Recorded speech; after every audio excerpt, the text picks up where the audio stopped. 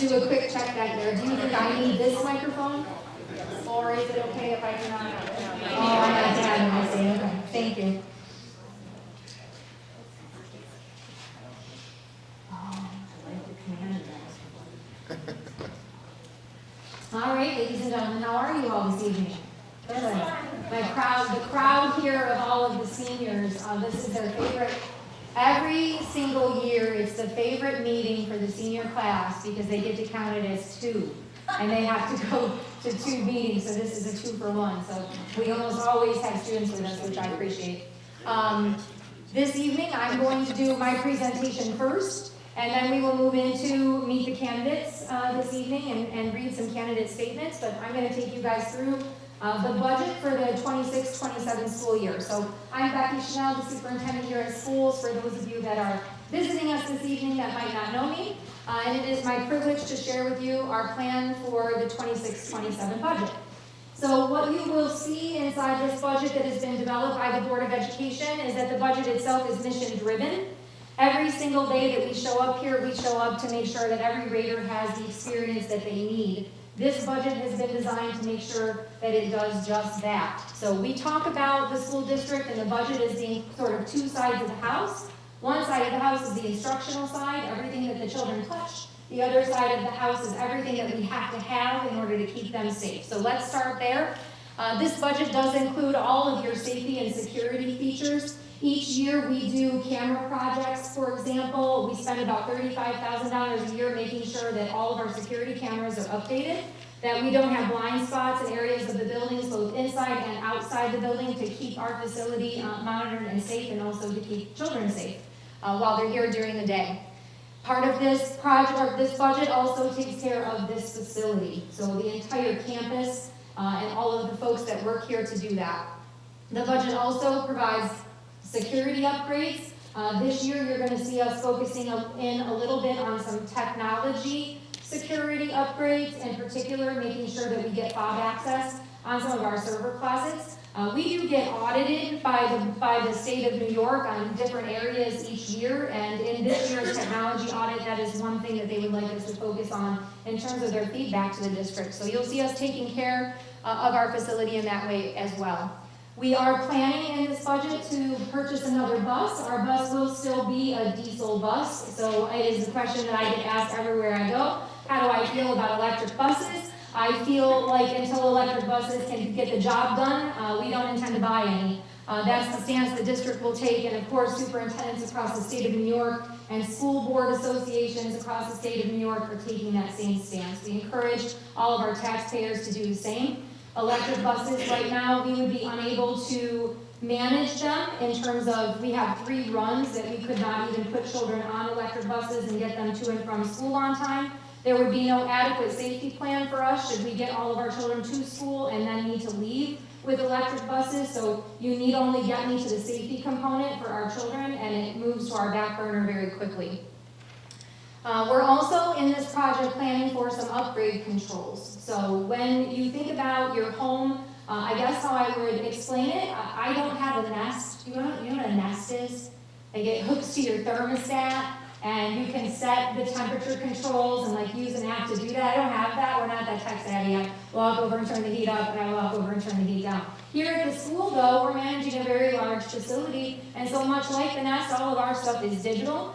We have what is called EcoStructure. EcoStructure allows us to see this entire campus, all of its heating, cooling, and HVAC units. We do have a couple control systems that allow that real good bird's eye view of our system that we're struggling to communicate with. So in this project, you will also see upgrades to particular controls to get rid of the technological glitches that we're experiencing between the controllers and the software. This is the side of the house I love the most, that this budget will continue to offer a high-quality academic and all-around student experience.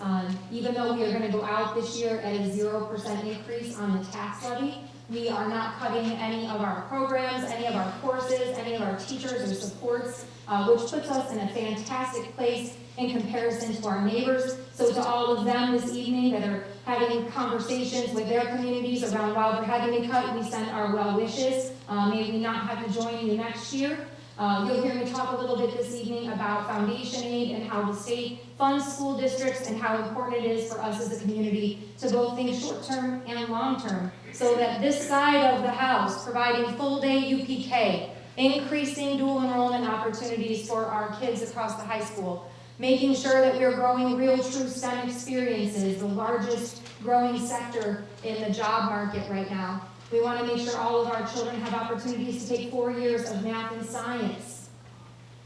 We want every Raider to find their voice. You just heard this evening from Maeve that she'd like to see us add another club and activity, right? We offer tons of clubs and activities, and our ones that are the most well-attended in terms of number of students participating are the ones that children have shown up here and spoken at this podium for us to put in place, or come into the office of the principal and beg for something different. So your trap club, your archery club, yeah, to all the cheers in the back there. Thank you, Chadwick, for the gift, man. Increasing all of our programs along the way. It's that kind of passion that kids have, where you teach them how to find their voice, that I believe teaches them that lifelong skill. We talk about preparing them for college and career, and really what that's about is that you're able to advocate for yourself, focus in on what your needs are, and meet those needs. And this budget provides all kinds of opportunities like that for students. Here's our bottom line, ladies and gentlemen. This budget will come in at $23,560,437. You will see that our budget on our appropriation side, which is where we're talking about our expenses, what it is we're going to spend, compared to our revenue on the other side, are equal, meaning that we do not have a gap. Our budget is balanced as we're moving across what we intend to spend and the revenue that comes in. Our tax levy is, again, and I would say now for the third year, right? So it's the second year that we're going to go out at a 0% increase on that levy, which means it's the third year that the levy, or the amount that we've collected from our taxpayers, has remained exactly the same as $7,923,478. So we are moving into year 3 of not increasing that levy. Our revenue sources, just to give you a break from my voice for a second, I'm going to introduce you to Mr. Colwell. Mr. Colwell, you want to talk about our revenue sources? This is his favorite part. Yeah. So this year, I don't know if I need this, but I'll use it anyway. All right, so we have a mixture of different revenue sources we use to close the budget gap and just to generate our revenue side of the house in general. If you take a look up here, other revenue you'll see increase this year, which is the different ways we generate revenues, things like interest on investments, things that can come in through strategic use of BOCES, sales tax for Monroe County municipalities and things like that. You see we use the same amount of appropriated fund balance, but if we look below that, we have an appropriated unemployment reserve. Remember back to last year, which I'm sure a lot of people do. We had a couple recommendations come from the comptroller on our unemployment reserve specifically. So this year, to help fund our budget, we're taking $200,000 out of that reserve and appropriating it as revenue to be used to close the budget, not just on unemployment-related expenditures. You'll notice restricted reserve use went down this year, and that's because the unemployment reserve is actually a restricted reserve, but the way we're using it, we're appropriating it for reserves for this year, so we're able to use a little bit more revenue there. And at the end of that, interfund transfer is not something we're doing this year. But the other important thing I just want to mention, I'll go back to other revenue in state aid. You'll see that our state aid went up this year. Dr. Chanel already mentioned that. That's something that we were very lucky to have this year that a lot of districts in our region didn't have, our state aid increasing. And then I'll just touch on revenue one more time. We just strategically used those reserve accounts in our fund balance to generate things like interest and take advantage of our taxes so we can generate more revenue for our budget. I'm going to let you keep that. Oh, good. All right, let's go right to debt service for me for a second, because I want to go back and forth between these two slides a little bit. Let's just draw the connection to the capital project and how it increases both our revenue and our expense. So if you take a look down at debt service and transfers, you'll notice that last year's budget was $1.4 million, and this year's budget for debt service is $2.4 million. That is a 74% increase year over year in just that line. Now, what we'll notice there is that's about $1 million. So $1 million of that increase, budget to budget, so 21.6 to 23.5 is just debt service for our capital project. And that also covers capital projects back to 2015 that are still, we'll say, we're still making payments on. The caveat here is while that is a budget increase to debt service to pay for the capital project, to pay for all the things you're looking at in this room, that comes back at an average of 84% on aid. So if you take a look back here, thank you, Dr. Chanel. If you look at the state aid number increasing, you'll see that huge increase there of 15.94 year over year. 2.005 million, I gotta work for that one. Of that, $13.4 million, 2 million of that is just generated off building aid. So if we flip back here again, and we see that that's increasing $1 million, and it's $2.4 million. 2.005 of that is actually coming from the state to fund that specific line. So that's not coming from things like tax levy, it's not coming from categorical aid that are outside of building aid, it's not coming from our interest or anything else we generate revenue with, that's just coming back because we invest in the capital project, and then we get a building aid back from New York State at 84% that helps us pay that off. So that is almost, it's close to a net zero expenditure this year. So we see the increase, but the increase is actually funded by New York State on the other end of the revenue. Fantastic. You want to talk a little bit about employee benefits? Yeah, I love employee benefits. That's another big driver for our budget.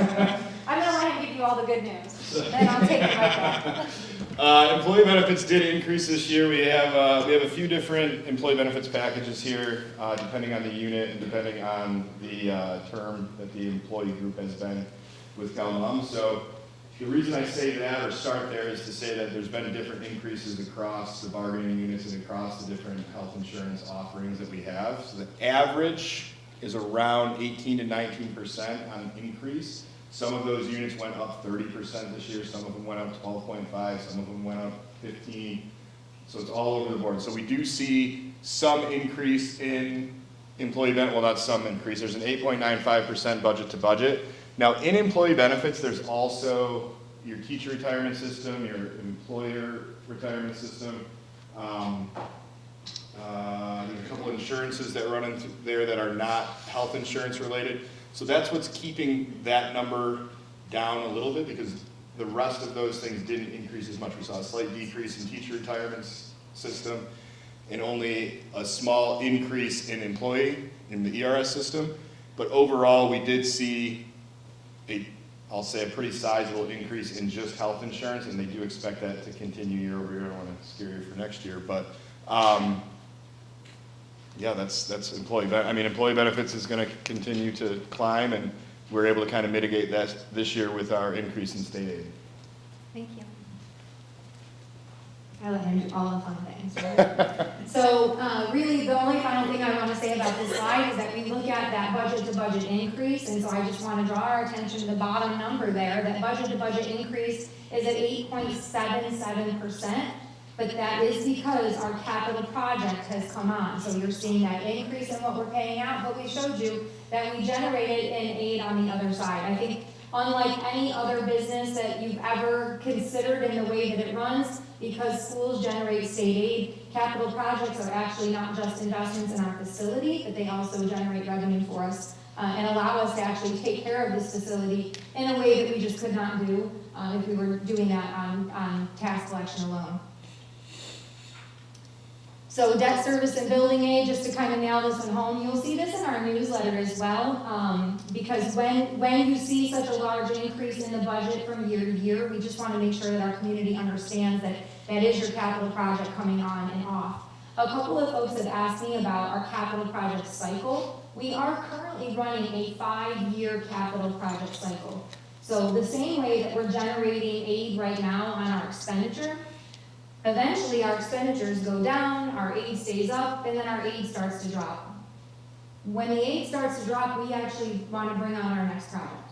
So when you hear us talking in just a couple of years about our next capital improvement project and what we could do to upgrade our facilities, I just want to remind you all in this moment that we generate enough aid to really offset those costs for us. It gives us a big bang for our buck every time we invest that way.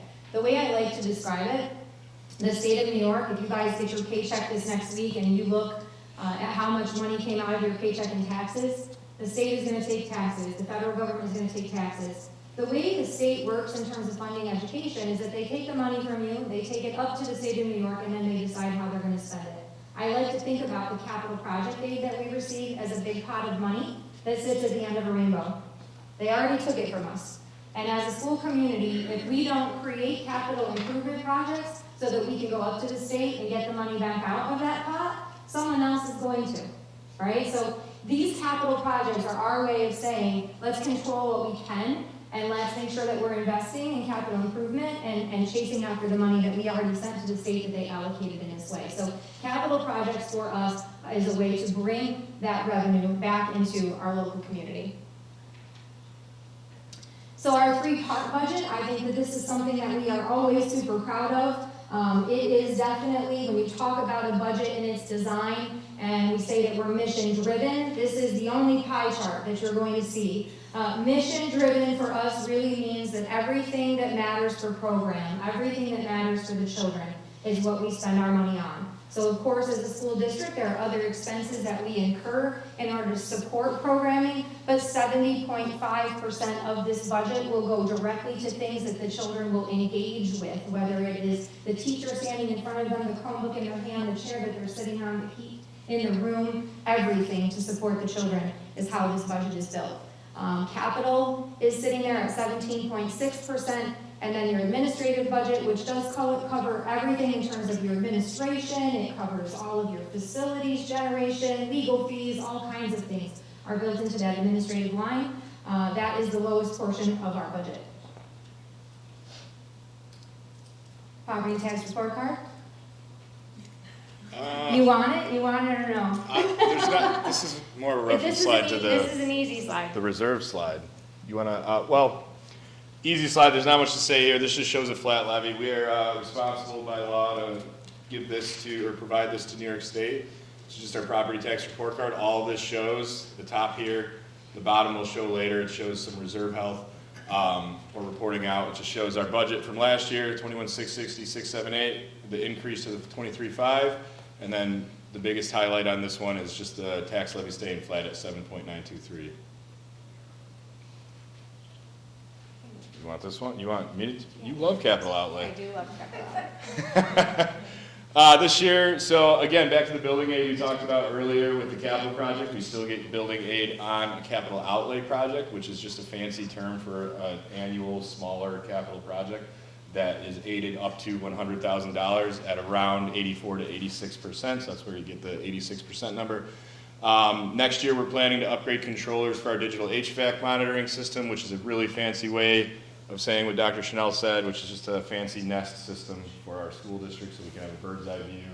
And Dr. Chanel and I and Mr. Walter can check these things, and Ms. Pete from our homes and make sure that the schools are operating healthy and safe, and we know what's going on at all times, and we can also have efficiency within the buildings.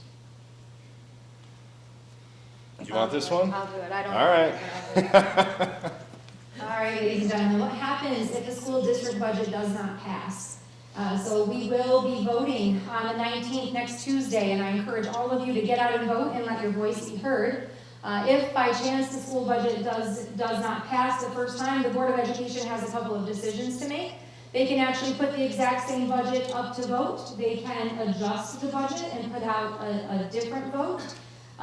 If by chance that second vote does not pass, the district will move into what is called a contingent budget. In a contingent budget, really a couple of key things have to happen. We have strategically, and as you see, that we have increased expenses just like all of you do. At the gas pump, everything is more expensive than it has been. We are experiencing all of those same increases. So for us to go out to the community with a 0% levy, we've had to be very thoughtful about the budget lines as we're loading them and how we are going to maintain what the community expects and also hold the line. So you'll see that if we move into a contingent budget, we will be removing from our budget exactly what the law requires The law requires in a contingent budget that we remove all equipment.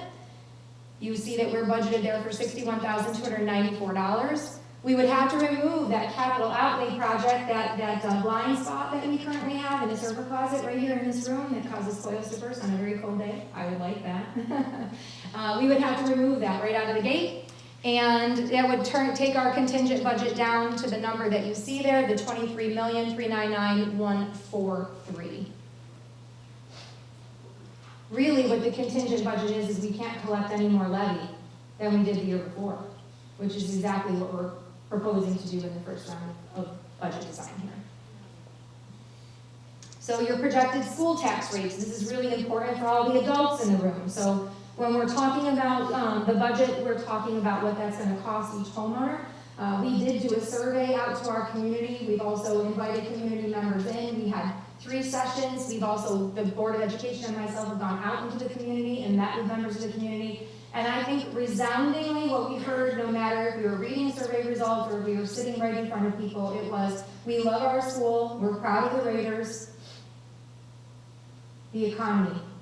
Just please try to take care of the tax burden. So you see a budget that has been developed in that way.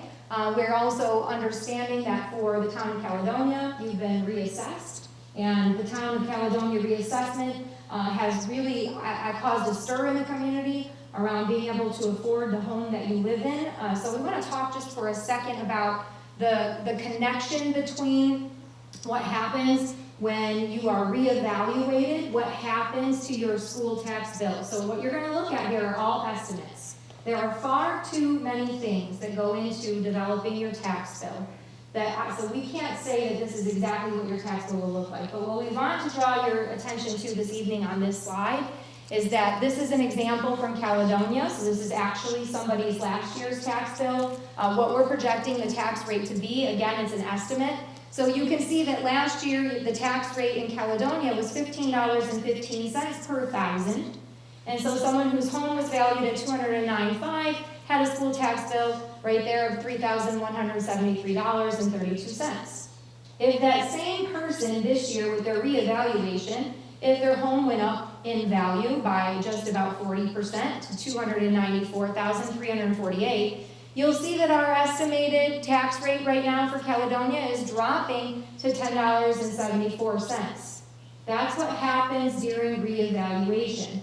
The community becomes worth a little bit more money, and it adjusts a little bit how that tax rate is then applied, because as a school, as we told you, we are only going to collect the $7,923,000 that we collected for the last couple of years. So your tax bill is only going to be calculated to make sure that you pay your portion of that. No matter what, when you open up your tax bill, and I think last year I wish I had really understood what the tax bill meant. in the end, the tax bill, what the district is going to do is not increase our levy. So you might see an increase in your evaluation. You could go up 40%, which is right about on average what is happening across the town of Caledonia. It's about 40% on average, I'm told. If that is the case, this is an example of about 40%. So since the tax rate is dropping, you can see that this tax bill actually went down by 17 cents. And that's like mind-blowing, so I just want to say it again. You can have an increase in your assessed value by up to 40%, and still see your tax bill stay exactly the same or a little bit less, because the school district is not going to collect more money. So that's just the way the tax bill functions. So what I would encourage community members is, if you've looked at the newsletter, we put some equations in there to try to help you, I'm going to say guesstimate, because there are still some numbers that we don't know. They're not firm enough yet. There's a lot of estimates in here, including equalization rates have been estimated. The overall value of the multiple communities that our school district serves have been estimated. All of those things will become harder numbers, more secure numbers as we get into the end of June, beginning of July, and their certification in August before your tax bills are calculated. But if the newsletter and the way those equations work is feeling frustrating to you, or you'd really like to sit down and have a conversation with someone about your school tax bill, I would just encourage any community member to make an appointment with Mr. Colwell and come in. He's got a nice little calculator that he's built. He can help you estimate, but it will be an estimate. That makes us nervous, doesn't it, Brendan? Makes me a little nervous. It makes us nervous. It will be an estimate, but. As long as you don't yell at me when I'm wrong. But I do think we can get you close. This year's school budget, as I said, I hope you come out and vote on Tuesday the 19th. The back of our newsletter actually shows you exactly what the propositions are going to look like. So to all the seniors in the room, if it's going to be your first time voting ever, this is actually what it's going to look like when you get inside that voting area. So proposition number 1, we are asking the community to vote on this budget. It does have a 0% increase in the tax levy. Proposition number 2, we're asking for your permission not only to buy a diesel bus, but to buy that diesel bus out of our capital and vehicle reserve. So you're granting us permission to both use the reserve and to purchase the bus. And finally, Board of Elections. So we have 2 Board of Education seats that are open this year, and we have 2 candidates running.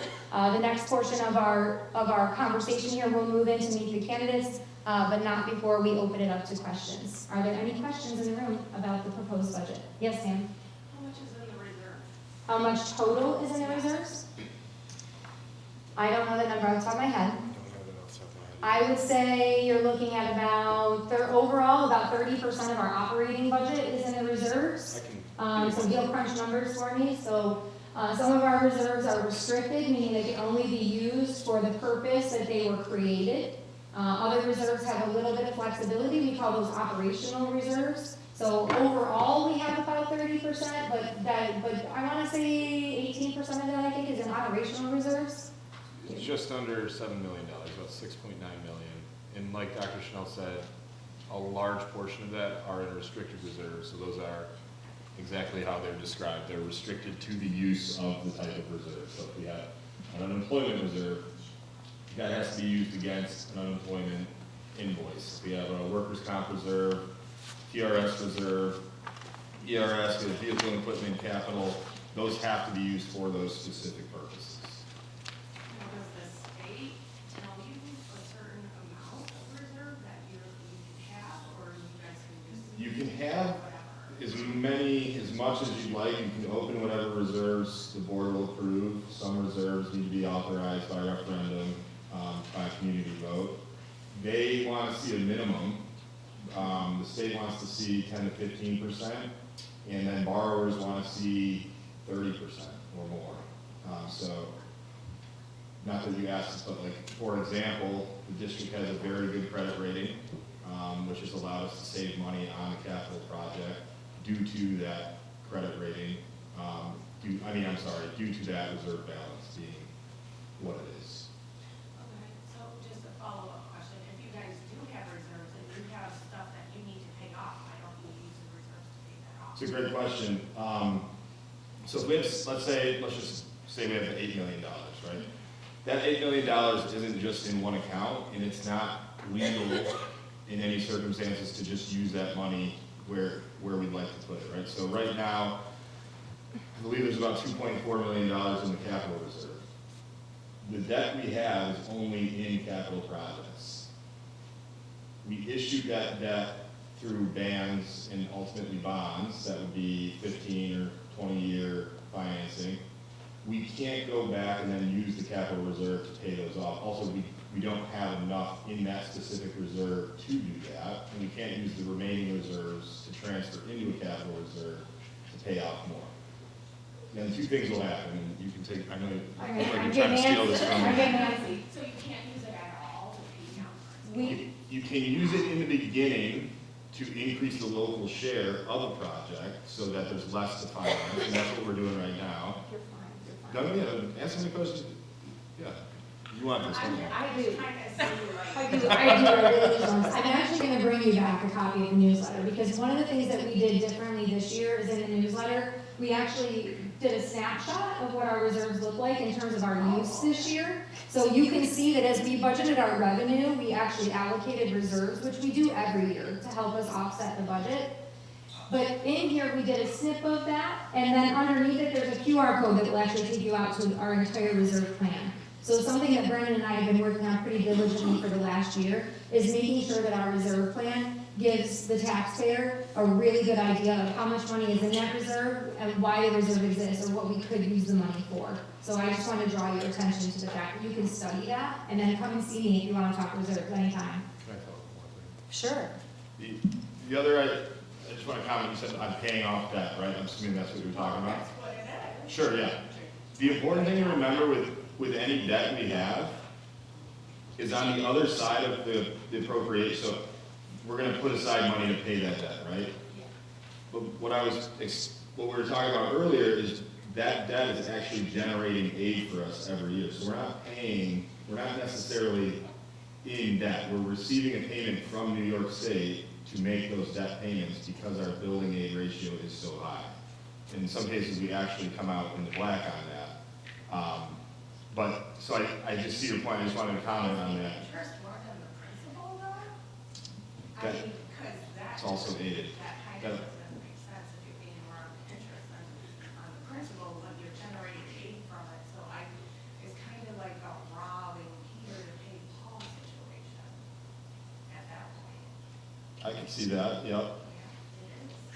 But we're still being made whole by New York State. So I don't know if we're Peter or Paul in this case, but we are, the aid comes in like this year, so the payment is going to total about 2.4 million. We're gonna get about 2.1 million in aid to pay for that. So where we might have on paper $2.4 million in debt payments, we're actually getting almost entirely that from New York State to make those payments. And this is all something that you publish for everyone to be able to see whenever they feel like it. Yes, ma'am. Any other questions? Don't forget to vote. Let your voice be heard. Thank you, everyone.